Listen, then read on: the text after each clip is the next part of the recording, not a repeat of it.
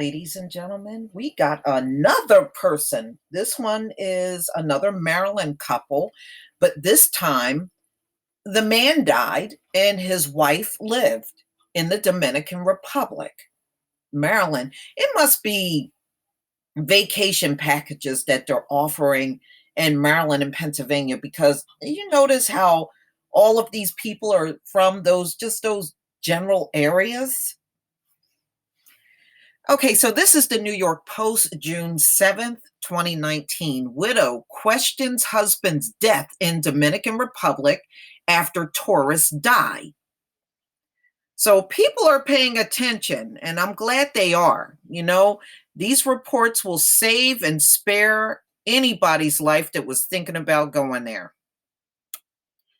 A Maryland woman said that three American tourists dying at the Dominican Republic resort has her questioning the circumstances of her husband's death in that country. Dawn McCoy said she does not believe it's a coincidence that her husband died in 2018 of a pulmonary edema and a heart attack. How come they're all having heart attacks at the same exact hotel? Doesn't that just sounds weird? Everybody that goes to that damn hotel and die, they have a heart attack. Much like the three Grand Bahia Principe resort guests who died within a week of each other, news station WTOP reported. I started seeing all of these other people that were dying of the same exact causes, which made me start to second guess, McCoy told the news station. For her wedding anniversary, she visited the Hard Rock Hotel and Casino in Punta Cana last July, along with her husband, David Harrison, and son. She said her husband started feeling sick one night before he went to bed. He later woke up in the middle of the night, covered in sweat.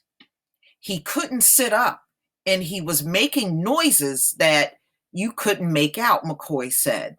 She said she tried to talk to him, but all he could do was mumble. He was struggling quite a bit to get out of the bed and to talk, she said. McCoy called a hotel doctor to the room, but her husband didn't survive.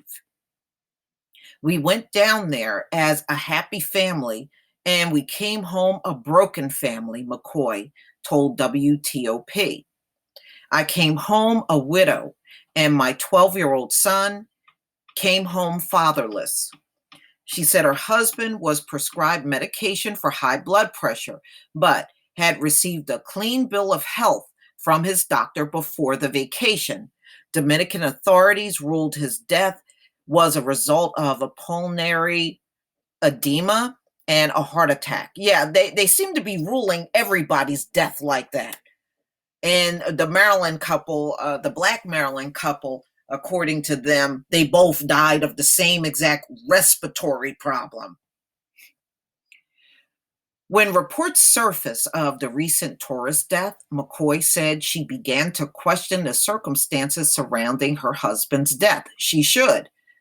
Now, they were in a different hotel, but in the same area that the other hotel was in.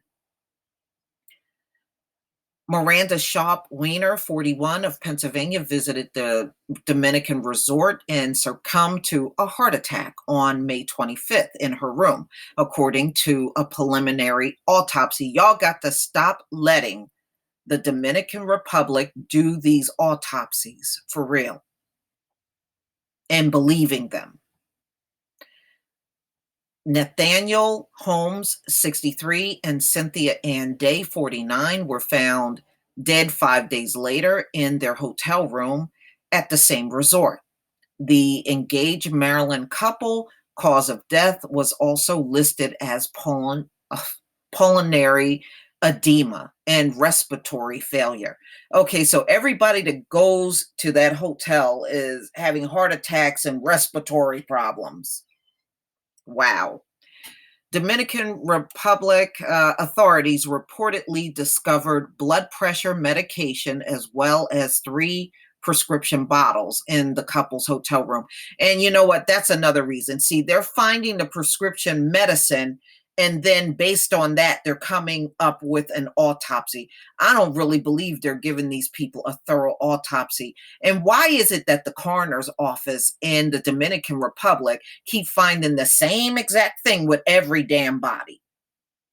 No death is different. They're all the same. Doesn't that just send up a red flag?